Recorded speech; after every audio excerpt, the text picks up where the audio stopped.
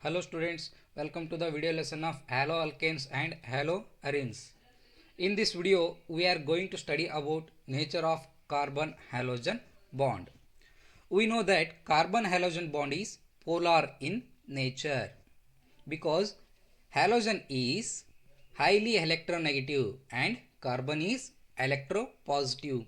Carbon is having electronegativity around 2.55, and in the halogen series fluorine is the highest electronegativity, that is 3.98, and rest of the halogen atoms like chlorine, bromine, iodine are having electronegativity lesser than that of fluorine.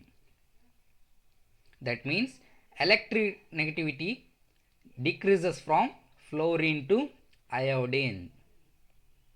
Fluorine is 3.98, chlorine is 3.16, bromine electronegativity is 2.96, iodine's electronegativity is 2.66.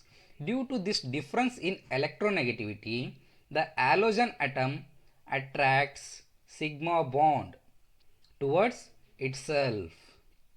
So the partial positive charge developed on the carbon atom, whereas partial negative charge developed on the halogen atom.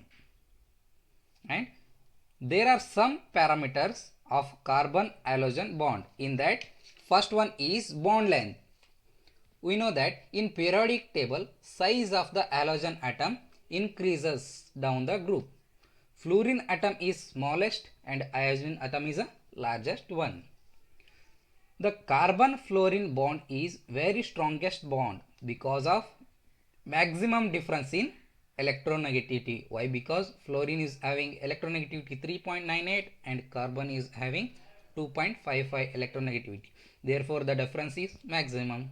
So, it is having smallest bond length. While on moving down the group, chlorine, bromine, iodine having lesser electronegativity. Therefore, smaller is the difference in electronegativity, and simultaneously bond length increases from carbon fluorine bond to carbon iodine bond. The bond length increases from carbon fluorine to carbon iodine bond. And next one is bond enthalpy, that is exactly opposite to the bond length.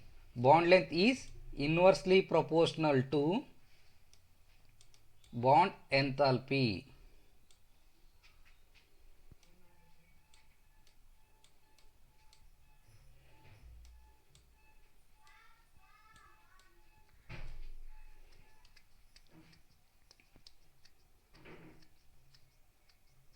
Carbon fluorine bond is very strongest bond. It requires more amount of energy to break a bond, that is 452 kilojoules per mole, and